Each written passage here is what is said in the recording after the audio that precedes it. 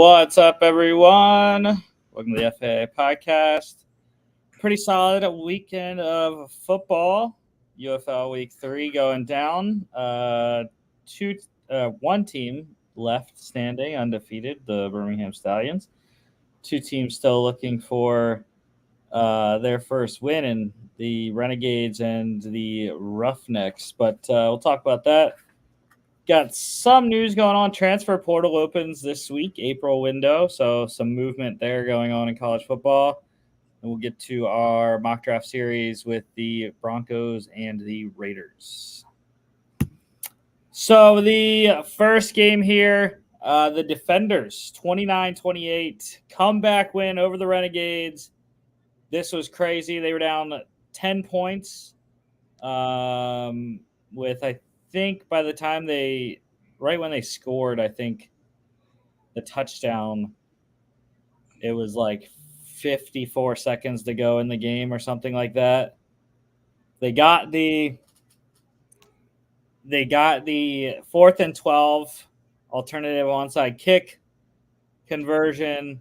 Jordan Ta'amu was fantastic. They go down one play later on an almost pick six. He gets it into Kelvin Harmon, and the Defenders walk it off with a Matt McCrane field goal, who continues to be excellent, by the way. People are not talking about Matt McCrane enough. I was getting a little annoyed during the weekend in the games. They were talking about all these other kickers, Jake Bates, J.J. Molson with the Roughnecks. I was like, bro, Matt McCrane's leading the league in field goals. He's 8 for 8. But anyways, excellent comeback for the Defenders. I know it's not great 2 weeks in a row, kind of walking through the game until the end and getting it done then. But a win's a win. This was on the road as well. They get revenge for the XFL championship game that they lost to Arlington, and they put Arlington in a pretty big hole now. 2 games back in the XFL division, with the Battlehawks leading at 2-1. I believe 1-0, maybe 2-0 in. I think they're 1-0 in division record. Defenders, unfortunately, are third because they are 1-1 in the XFL division. However, they lose the head-to-head against San Antonio, who is also 1-1. But Luis Perez, leading passer in this one for Arlington, 24-40, 60%, 290, 2 touchdowns, and a 2-point conversion. Mentioned Jordan Ta'amu was really good in the fourth quarter. Not great overall, though. 11 of 24, 45.8%, just 188 yards. Did throw 2 touchdowns, though. 9 carries for 53 yards. He led the team in rushing. That's been a big issue for DC. They have not been able to run the ball very effectively this season so far, and continued to struggle with Cameron Harris, their leading non-quarterback rusher in this one. So that's definitely something that Coach Barlow is looking at trying to get figured out, and how they can get that ground attack off the ground. Lindsey Scott also continuing to be a big part of this Renegades offense.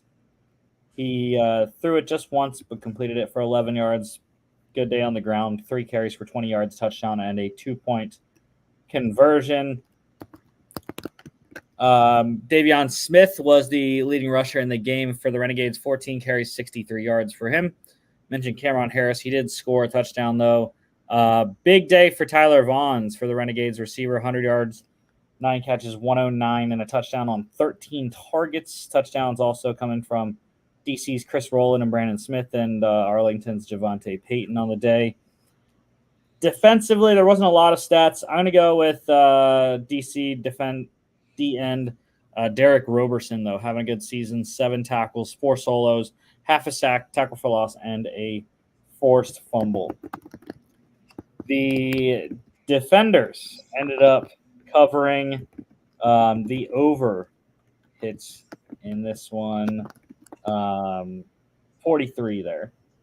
Big points weekend. It was very intriguing. The offenses finally woke up, I guess. Either that or it was just a really poor defensive weekend. I don't know.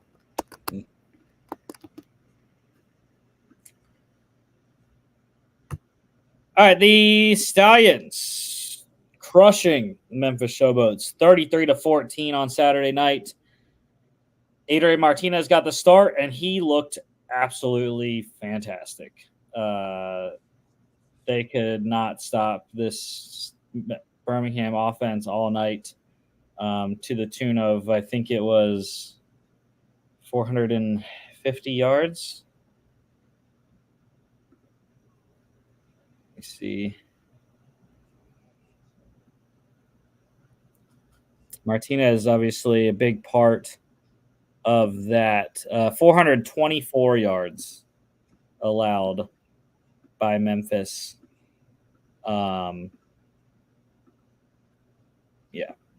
Most this week.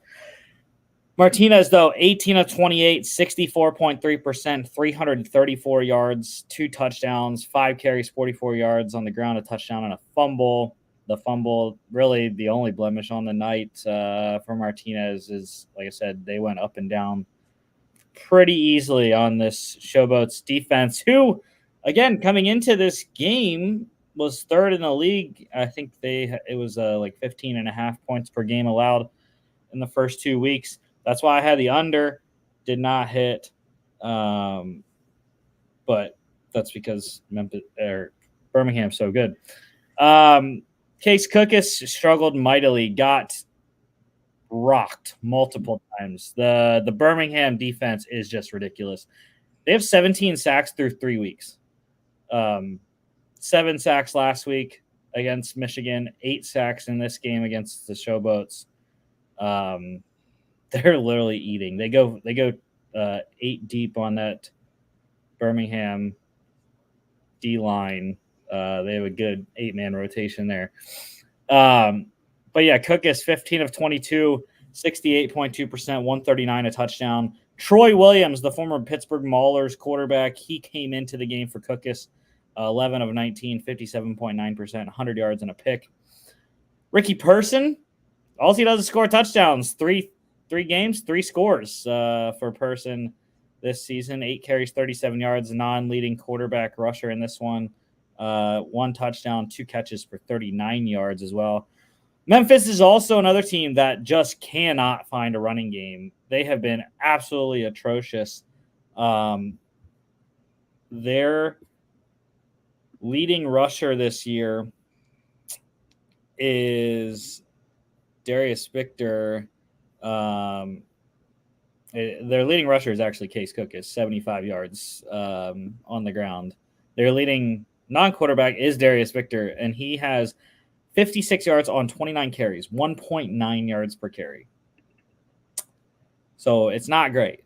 Titus Sven has 14 carries, 19 yards, 1.4 yards per carry, and their other back, Trey Williams, has just the 1 carry, which came in this game for 2 yards. So they can't pass block. They can't run block. I don't know what they're going to do in Memphis because it's just not great offensive line play at this point. And if they could get O-line play, like Case Cookus has shown that he can be a really effective quarterback, but just cannot get protection. Deion Kane went off in this game. The USFL championship game MVP last year, 7 receptions, 144 yards on 8 targets. His teammates, Jay Sternberger and Marlon Williams, catching touchdowns from Martinez there. Big target day for Jonathan Adams for the Showboat, 6 catches, 49 yards on 11 targets. His teammate, Vinny Papali, catching his second touchdown of the year.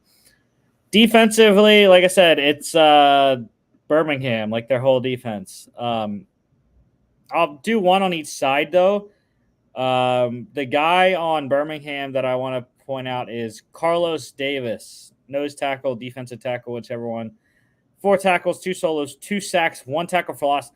The big man's making an early bid for Defensive Player of the Year. 5 sacks through 3 games. He is eating up front all day, every day. You got 2 sacks from Jonathan Garvin, DeMarcus Mitchell. But then Memphis, the guy I want to mention is Josiah Bronson, defensive tackle there. 3 tackles, 2 solos, 1.5 sacks, a tackle for loss, and a safety, the first one of the season in the UFL. They got Martinez late in the game to give Memphis 2 points there. Stallions, -7.5 cover easily over 40.5. Yeah, I mean, I thought my pregame bets were fine. 7.5 seemed like a lot of points in this league to not be able to cover. And yeah, it was just crazy that Birmingham's defense just showed up and ripped through Memphis's defense, or Memphis's offensive line like that. And like I said, also I didn't expect Birmingham to be able to just completely dominate on the offensive side either. Memphis had been playing really good defense. On Sunday, the Panthers getting a win over the Roughnecks 34-20. And this was kind of E.J. Perry's coming out party. Ultra efficient, 16 of 19, 84.2%, 208, 1 touchdown. Also running the ball, 9 carries, 60 yards, 2 touchdowns, and a 2-point conversion. E.J. Perry now on the season, crazy. Passing-wise, he's just 5th in the league in passing yards. Does not have a good touchdown-to-interception ratio, 2-3 there. But on the ground, he's 2nd in quarterback rushing with 102 yards. And he has 4 rushing touchdowns on the year to give him 6 total. So really solid development through 3 games for the former Brown quarterback. Reed Sinnott, he's the reason why I picked Houston, and he played pretty well. It was just Houston's defense could not stop the Michigan offense at all. 19 of 28, 67.9%, 197, a touchdown. A pick that wasn't really his fault. It was a tipped ball that Kainakua got, but it was tough for that to happen because at that time, I think they were only down a little bit, and then it was near the red zone, I think around the 25-yard line. So tough break there, but 5 carries, 19 yards, touchdown, and a 2-point conversion as well for Sinnott. Nolan Henderson, the former Delaware Blue Hen, also playing in this one, completed 3 of 4 for 75%, 12 yards. Leading rusher in this one outside of Perry was Houston's TJ Pledger, 14 carries, 34 yards, 4 catches for 35 yards. Matt Colburn got in the end zone, his first score of the season for the Panthers. Another big day for Panthers wide receiver Marcus Sims, led the game in receiving, 4 catches, 84 yards, a touchdown on 4 targets. Another explosive touchdown for him. I think his touchdown was a 66-yarder, I want to say. 76-yarder last week as well. Touchdown also coming from Houston's Justin Hall there. And defensively, it's Puka's brother. He's my defensive player of the game for the Panthers. Safety Kai Nakua, 7 tackles, 5 solos, a pick, and 2 pass deflections. The Panthers easily covering -3 over 37.5. Also quite easily. 54. No. Final game here, the Battlehawks, 31-24 over the Brahmas. A.J. McCarron was fantastic. 19 of 27, 70.4%, 152, 1 touchdown, 4 carries, 21 yards, a touchdown, and 2 2-point conversions. The old man got it done in the ground game. His touchdown run was pretty funny to watch, to be honest, since he's not really known as a running quarterback. But he got it done from, I think it was 10 yards out. Chase Garber's here. For San Antonio, 27 of 41, 65.9%, 143, one touchdown, 3 carries for 10 yards. Thought that Garbers was going to do it for 2 weeks in a row and come back against the Battlehawks.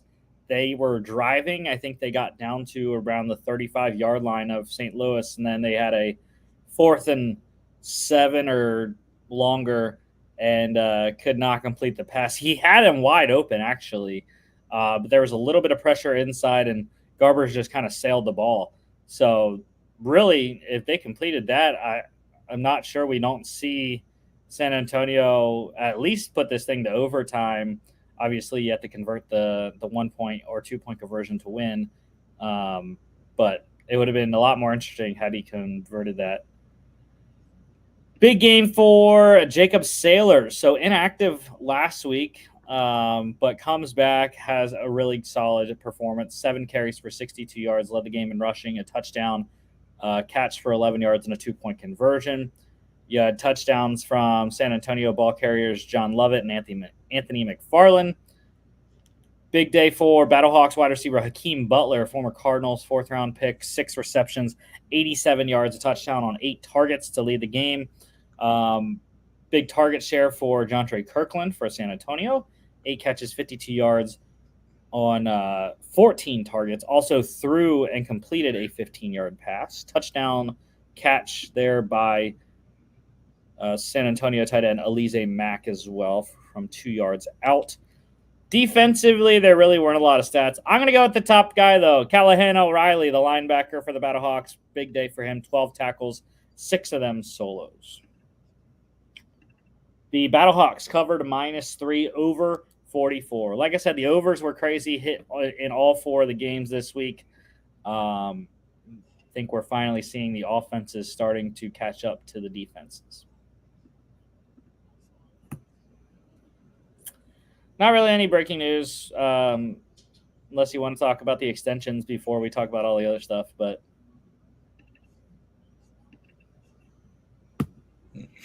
okay, cool. Thanks for the response.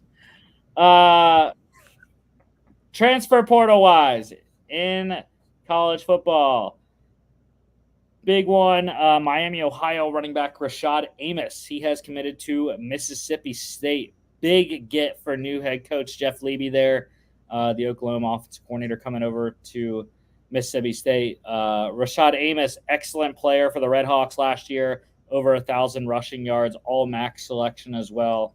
He's going to give them a big boost on offense for their new offense there. We'll have to see what that kind of looks like under Coach Levy. Other guys entering the portal. Wisconsin quarterback Nick Evers, former Oklahoma quarterback. I'm interested to see if he also goes to Mississippi State because I believe he was at Oklahoma while Coach Levy was there. So watch Mississippi State for Nick Evers. The inevitable happened, like we talked about last show. Penn State wide receiver Keandre Lambert-Smith entering the portal today. Massive loss for Penn State, losing their top receiver from last season. They did get some help in the portal with Julian Fleming coming over from Ohio State. They do have Harrison Wallace, who's a redshirt junior, Malik McLean, who's a senior, and Omari Evans, another junior. But it's going to be tough. It's going to be a big loss. There's not really – I kind of looked at the portal today, or at least 247 Sports has available. Not really a lot of high-impact guys, at least known names, but there are a bunch of guys that are pretty highly rated in terms of 247 Sports rankings. So we'll see. We'll see what Penn State does if they can get any of the top transfer wideouts available right now.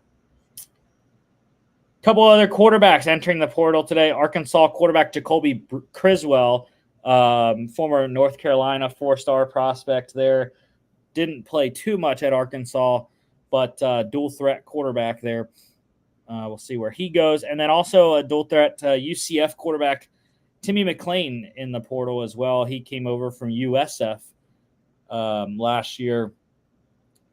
Played a little bit behind John Rice Plumlee, and he is looking for a new home now.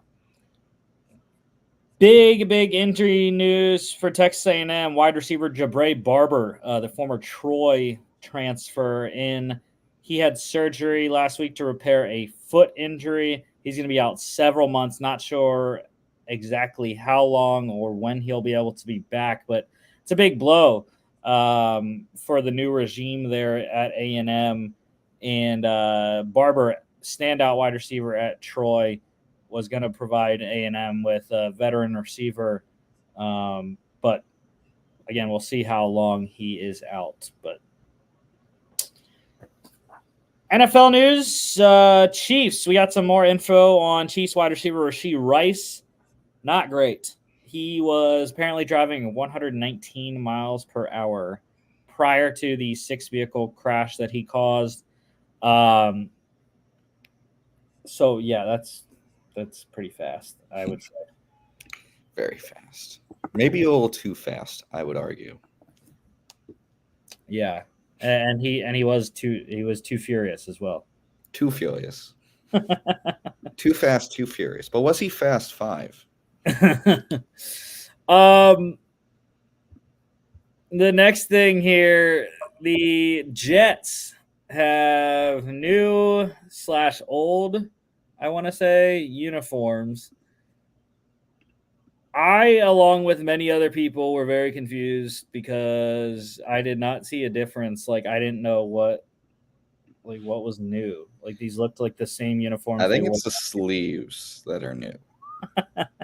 Well, I do think, though, I don't remember them wearing green pants with the white jersey. Mm-hmm. That is one thing. I did notice also they took the New York off of the black jerseys in the front. I don't remember if they had a green on green. And also they are changing their primary logo to the old Jets logo that you can see sort of on the helmets. Helmet, yeah. Oh, you can see it up here too. Oh, scroll down a little bit. I could see there's the old jersey. Like, you'll notice on Sam Darnold. Like, there's no like orange stripe. Yeah, they changed the orange stripe to be more like their older jerseys. Oh, here's one. Here's one where they had the other uniforms released. So yeah, they didn't have a green on green. Mm-hmm. I was incorrect. They did have green pants with the white. I thought they were all white. But yeah, the sleeves are different. They took New York off of all of them, I guess, on the front. The numbers are a little bigger, it looks like, because here's the new ones. They have new white on the collar, the green jersey. I guess the collars are all new. The color around the collar. So yeah, sure. I mean, they look decent. I've always been more of a fan. I wish they didn't do this whole like revamped look. I always just kind of liked what they looked like when Mark Sanchez was the quarterback. I always thought those jerseys were fine.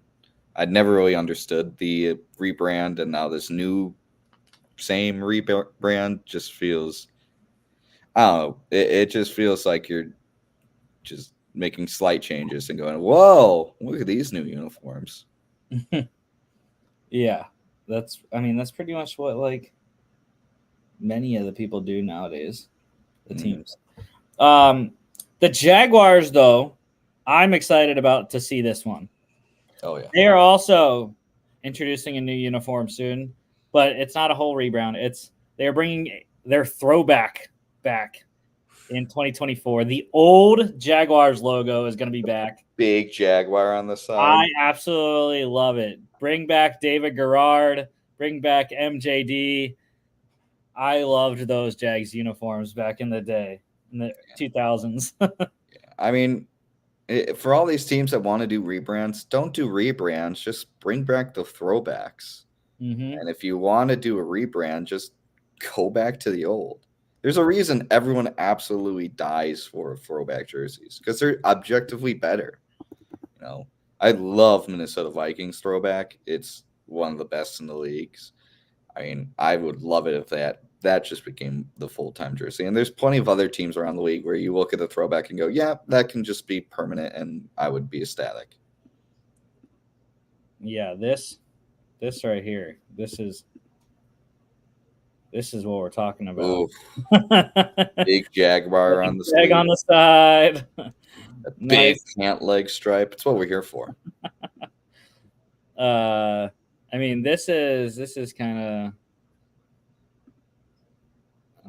really, you can't really see much on that, but yeah, I mean, It's great. The Lions are also doing something. I forget what they're doing though. I read the tweet, but I did not write it down. I forget. They're doing something. They're putting out new uniforms this week as well. Mm-hmm. All right, let's talk money. The Eagles getting another guy locked up long term, signing wide receiver Devontae Smith to a 3-year, $75 million extension, $51 million guaranteed. So with his 5th-year option this season plus the extension, he is now signed through 2028. And Howie Roseman just wins again. Like, the Eagles are notorious for locking guys up early, getting ahead of the market, and that's exactly what they're doing with Devontae Smith. You see CeeDee Lamb, Justin Jefferson, 2 guys that are sitting out voluntary minicamp coming up because they want extensions. Mm-hmm. Well, Devontae Smith has his, and at $25 million per season, very, very nice number for the Philadelphia Eagles. Yeah, I like this deal. I mean, Devontae Smith, year after year, is just improving. There's nothing really to complain about his game. I mean, this last year, I think the one thing this last year I absolutely just loved about his play was his catch percentage. From 2021 to 2023, his catch percentage went up over 10%. He went from 61% his rookie year to 72% his now junior year. Like, that's really good. Right? Like, that just shows incredible skill as a pass receiver and just knowing where to get the ball. I mean, Eagles got a great wide receiver for a while. Yeah, and he works well with AJ Brown, Jalen Hurts there. The Colts also locking up one of their own, the 10th contract extension / re-signing for Indianapolis this offseason. They signed a defensive tackle, DeForest Buckner, to a 2-year, $46 million extension. He signed through 2026 now. They signed into a big deal whenever they traded him, or they traded for him, the number 13 overall pick in the 2020 draft. And they signed into a big 4-year deal then. Gets another couple years now as he looks to probably end his career in Indy. Yeah, this was a guy they paid a handsome premium for. I mean, the 49ers didn't really take huge advantage of that first-round pick, but in-law, yeah, never really worked out. But Buckner came into the Colts and was immediately their most productive defensive player, basically their defensive cornerstone, their captain, and a guy you really want in this transition period in your franchise where you're starting to want to really make noise with guys like Anthony Richardson leading the charge. You want someone on that defensive end that both has the talent and has the leadership, and Buckner has been that since coming to Indy. So this is a great deal for both sides. I mean, this is a guy in Indianapolis you want for the rest of his career because he will be, even if his production dips, what he brings to the team is far more than just what he brings onto the field. Yeah, for sure. Excellent player. And need to get some defenders to help him out, though, especially in the back end. Yeah. A couple other signings in free agency. The Seahawks signed Jets guard Laken Tomlinson to a 1-year deal. Helps a little bit on the interior, which is where they need help at guard. Definitely doesn't preclude them from taking one in the draft, as we will talk about next Monday when we have the Seahawks mock draft. The Raiders, they also signed a guard, Cody Whitehair, former Bears guard Cody Whitehair, on a 1-year deal. I like that one a lot. Whitehair's been a pretty good player. The Raiders also had a need inside, so helps that aspect out there. Let's see what I had for Raiders. Yeah, guard is the number one need for me for Las Vegas. So again, doesn't preclude them from taking the guy in the draft, but helps out, soften the blow a little bit. All right, that is all the news that I have. So let's move on to the mock drafts. The Broncos and the Raiders. I got my Tim Tebow Broncos jersey on here. I have a inaugural 2020 season Coke Zero for the Las Vegas Raiders. That I haven't. I really want to drink it because craving some soda right now, but have not opened it yet. But yeah, cool inaugural season there. But the draft picks for these two teams, AFC West foes, the Broncos have their own picks. So do the Raiders. Broncos with the 12th overall selection and 76th in the third. The second round pick went to the Seahawks. I believe that was what? That's still the Russell Wilson trade?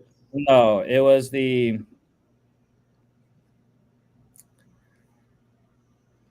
Well, they got a pick from... Or no, that was the third round pick.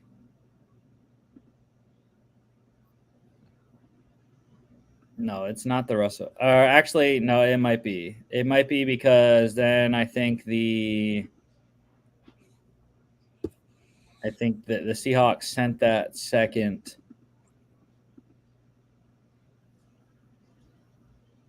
to the Giants. Maybe not. I don't know. I have no clue. No, I'd have to have it. That's all. I'd have to find it. And then the Raiders have all three of their own picks: number 13 in the first, 44 in the second, and 77 in the third.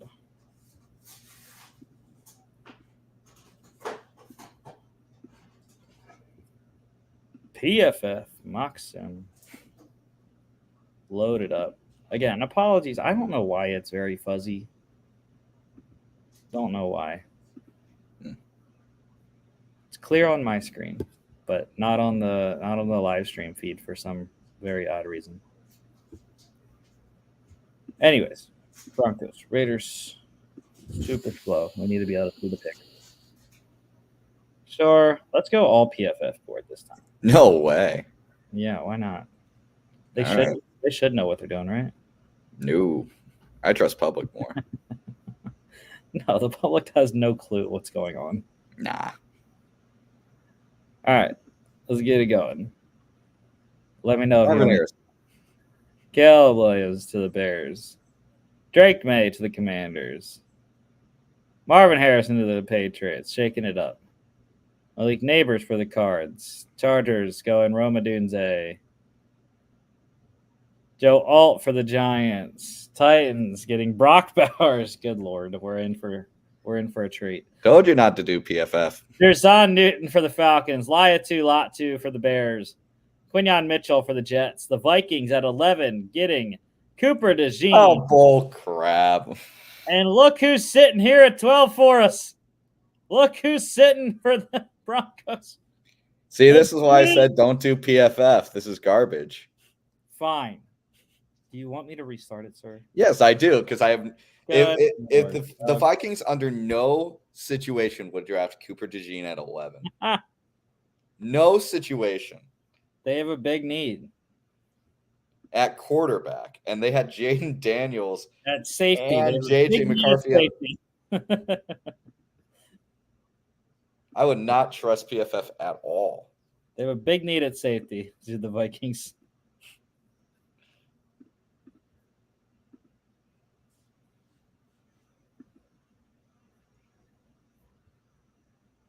Bears get Caleb Williams.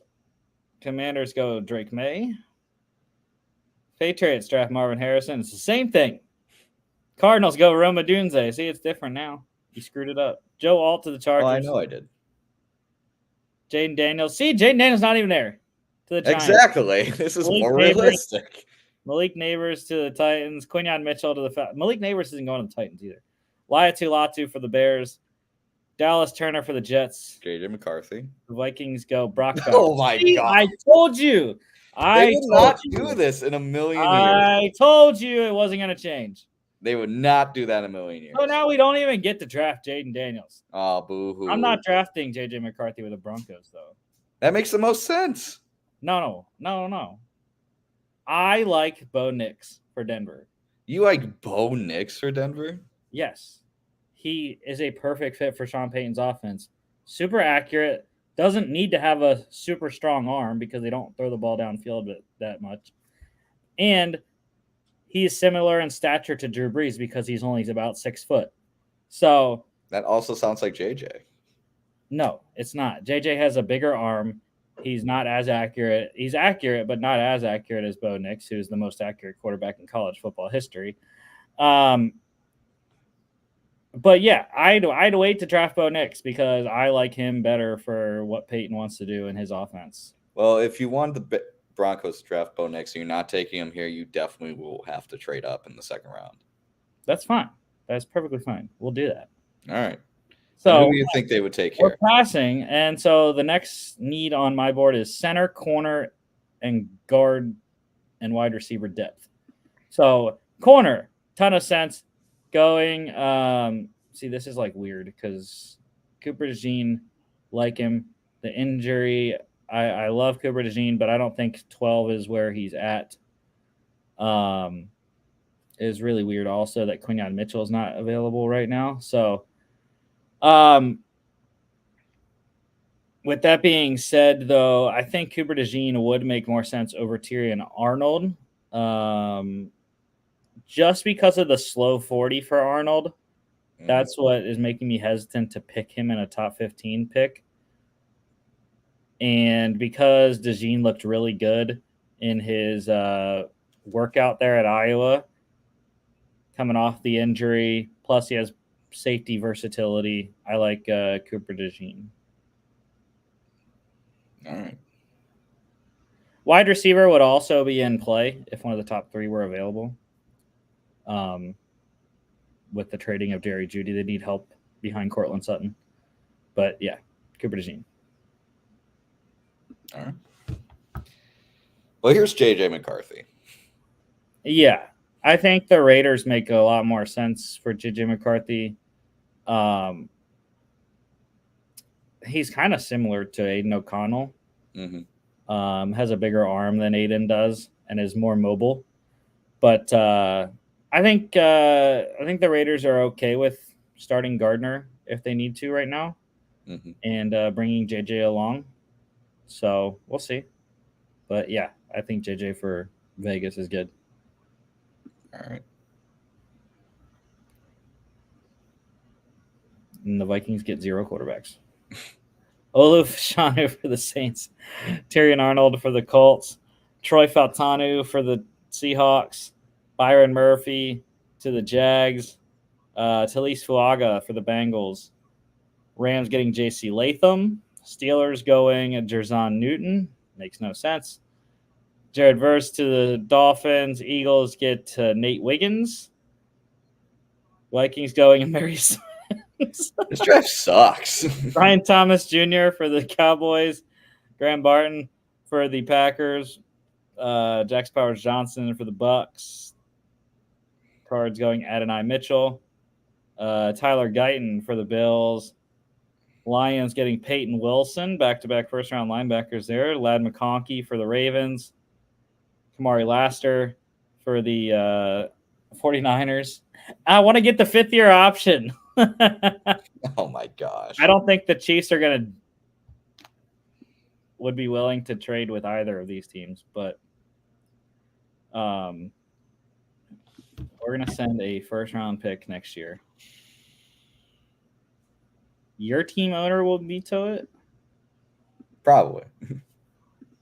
I mean, a first-round pick this year for a first-round pick next year, that makes a lot of sense. Because they're not gonna give us up. Wow, if we can get that, dude, I'd love that. 32 and 95 for a first next year. I'm in on that trade. I'd be surprised if the Chiefs would take that, but go for it. It says 75%. All right.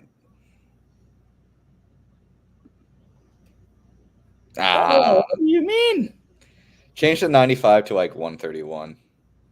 I want the third-round pick. Not happening. You're sweeten your deal by adding of like a fourth or something, or no? Oh. Yeah, 1-for-1 makes a lot of sense. Because we didn't have the capital to trade this year with only having one third-round pick, one day 2 pick. So, yes, this is Bo Nix. Don't really like having to trade up for him. I think we could have got him at our next or no, we have to because we don't have a second-round pick. I forgot. But anyways, yeah, Bo Nix makes a lot of sense, like I said, in Denver's offense. With the size similarity to Drew Brees, the accuracy, and I think he's super smart as well, which Peyton likes. So yeah, I think he would do very well in Sean Payton's offense. Yeah. And you get the 5th-year option in the first round. So Panthers going Kool-Aid McKinstry. Patriots get Jordan Morgan. Cardinals going Mike Sanderstill. Commanders getting Zach Frazier. Chargers, Troy Franklin. Tyler Nubin for the Titans. Panthers get TJ Tampa. Commanders going Kingsley Suamataia. Packers get Braden Fisk. Texans on the clock getting Darius Robinson. And the Falcons going at Chop Robinson. So back on with the Raiders, we got J.J. McCarthy. And you get Penix. What? Now you get Penix, and now you have a QB duel. No. The Raiders here, so guard, corner, right tackle, and wide receiver are my needs. And it looks like we're going to go corner. There's not any guards available. There are wide receivers, but the class is so deep. So I think we go rake straw here. Yeah, that's who I would go in this situation.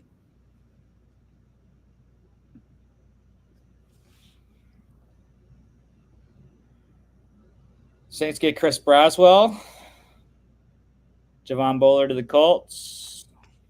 Giants get Xavier Leggett. Jags going Adisa Isaac. Bengals get Jermaine Burton. Eagles get Roman Wilson. Steelers going Michael Penix. All right, I like that. Kieran Amagaji for the Rams. Keon Coleman for the Eagles. Dude, that'd be beastly. Jonah Ellis for the Browns. Chris Jenkins to the Dolphins. Cowboys getting Xavier Worthy. Bucks going Ruko Rohoro. Ricky Pearsall to the Packers. Texans get Marshawn Nealand. Tyree Jackson for the Bills. Lions going Jalen Polk. Jatavian Sanders for the Ravens. Jaden Hicks for the 49ers. Chiefs get Jalen McMillan. Panthers going Braylon Trice. Edgerrin Cooper for the Cards. Commanders get Christian Haynes. Patriots going Javon Baker. Junior Colson, of course, Michigan to the Chargers. Makes sense. Devontae Walker for the Giants. Brandon Dorless for the Cardinals. Jets going Blake Fisher. Lions getting Jonathan Brooks. That's weird. Max Melton for the Falcons. And the Bears going Johnny Wilson. So back on the clock with the Broncos. We got Bo Nix. And now we need a center, corner, wide receiver. Wait, didn't we just draft a center with the other first round pick?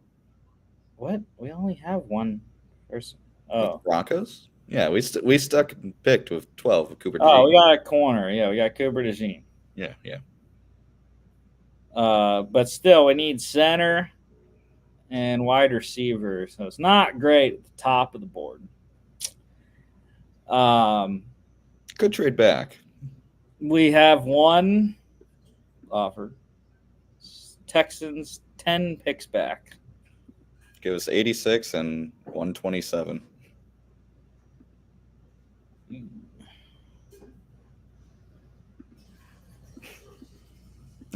Yeah, good luck with that. I wanted a first next year. All right. I'd take that. Cool. Who are the Texans coming up for ahead of the Raiders? Andrew Phillips. Makes a ton of sense. He was the next corner on the board. All right. So the Raiders, we got J.J. McCarthy and Enos Rakestraw. So I got guard, right tackle, wide receiver. Looks like we might have to do wide receiver here because we don't have any trade offers. Mm-hmm. And I'm going Malachi Corley. I don't think he'll be available at this rate in the draft. The way his hype is going right now, he's getting pushed up by a lot of draft nicks out there. So, yeah, I would go Malachi Corley here for Vegas. Yeah. Help Devontae out.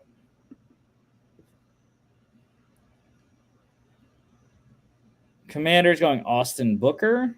Falcons getting Tavondre Sweat. Jalen Wright for the Bengals. Gabe Murphy. Seahawks. Colts going Patrick Paul. Rams getting Jamari Thrash. Steelers going Brendan Rice. Love that. Browns getting Spencer Rattler. That'd be interesting. And we are back on the clock with the Broncos. So once again, we are looking for center, wide receiver. That's really the big two. Said Van Pran is there. He might be the need.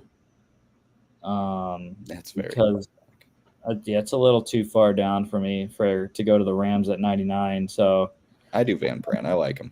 Yeah, I mean we're just gonna take it. A little above where his ADP is, but it's all right. No, it's not too bad.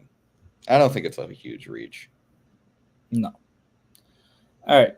Rest of the picks here: Bucky Irving for the Cowboys, Cameron Kinchins for the Packers, Christian Mahogany to the Bucks. Cardinals going Blake Corum. Packers Jeremiah Trotter Jr. That would be really awesome. Trey Benson to the Bucks. Dominic Puny to the Ravens. Mason McCormick for the 49ers. Chiefs going Jacob Cowing. Jags get Renardo Green. Bengals, Maurice Lufau. DJ James for the Steelers. Rams getting Michael Pratt. And the Commanders, we got 2 awards. We got awards. Look at that. We got 2 awards. Can we officially call our podcast now an award-winning podcast? We can, yes. Yes. That's how we get sponsors. I think we hit a high last time with 14 viewers. Ooh. The Commanders, by the way, drafting Sione Vaki. I think they drafted. That was the exact same thing. Too. He keeps going at 100.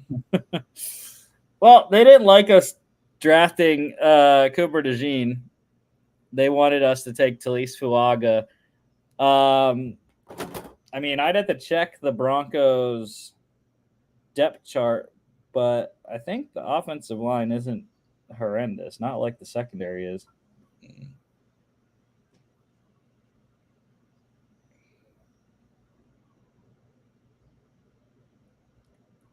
the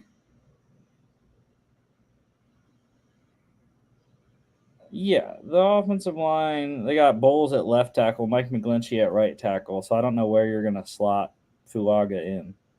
Yeah. They need more interior offensive line. Center. It's really just center because they got Ben Powers from the Ravens this offseason to play left guard, and they have Quinn Miners at right. So, but yeah, the corner, like Damari Mathis is a 22 fourth rounder. Pat Surtain obviously is a beast. Jaquan McMillian is a nickel. They drafted Riley Moss in the third last year. But aside from those four, it's not great.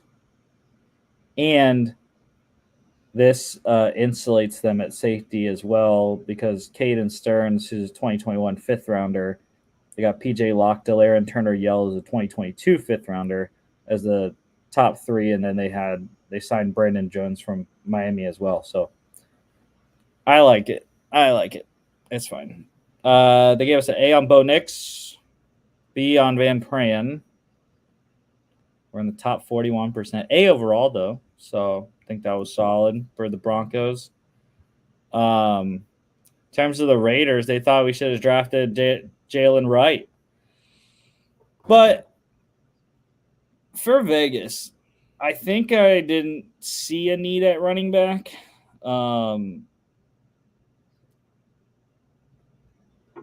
Because, yeah, they don't necessarily need a running back. They don't have world beaters. But I believe in my guy Zamir White, 2022 fourth rounder of the Raiders. I think with getting him more carries, I think he'll do well. They got Madison for depth too. So. Yeah. At this point of let's just call it what it is. It is a rebuild for Vegas. They're in a tough spot. Even if they knock this draft out of the park, they're not competing for the playoffs. Realistically, they're probably, again, going to be like a 7-10, 8-9 team. So getting yourself a luxury good and a running back in the third round when you have other pressing needs is just not smart team management. Right. And the wide receiver depth is absolutely horrendous. After Devontae Adams and Jacoby Myers, Trey Tucker, who was really solid last year, as a third-round pick. But then after that, there's nothing.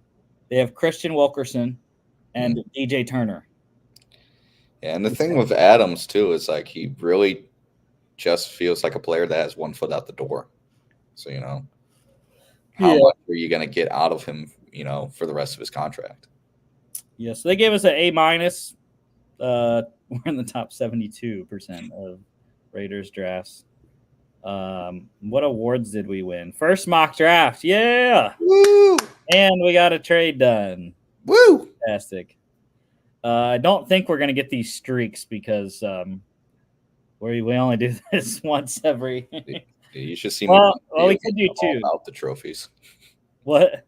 I said you should see me playing video games. I'm all about these stupid trophies. 50 mocks, man. If they would have had this thing going early on in the off season, we might reach that. But you might be flirting with it. I don't know if we're gonna do a 7. I don't think we're gonna do a 7-rounder. I just don't know enough about prospects to give a 7-round idea. I think we do have tentatively scheduled though a 3-round mock draft, complete 3-round mock draft sometime soon. I think potentially our last mock draft Monday, we were doing a 3-round mock draft. If my guy John Babington can come on, not Johnny boy, we shall see. He asked me about it, and I was like, yeah, like I can.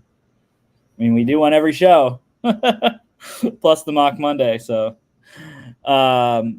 anyways, that's the picks for the Broncos and Raiders. Cooper DeJean, Bo Nix, and said Van Pran. Couple trades in there for Denver. JJ McCarthy, Enos Rakestraw, Malachi Corley for the Las Vegas Raiders. Both getting their quarterbacks of the future, they hope. All right. Next Monday, we'll be back talking UFL Week 5. We will get to your UFL Week 4 game recaps, along with all your college football, UFL, and NFL news. We'll also continue our mock draft series, Seahawks and Jags next week. Unfortunately, John can't make it. I don't think my mentee Ben can either because of class. But we will have picks for those two teams.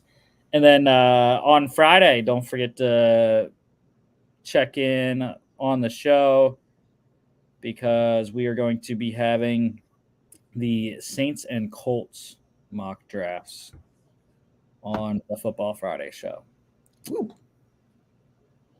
Don't forget to follow us on all our social media at FAA Podcast on Instagram and X, FAA_bets on X as well. FAApodcast.com is our website. You can check us out here on YouTube, Facebook, X, and Instagram, as well as Spotify, Apple Podcasts, iHeartRadio, etc. See y'all on Football Friday. Football.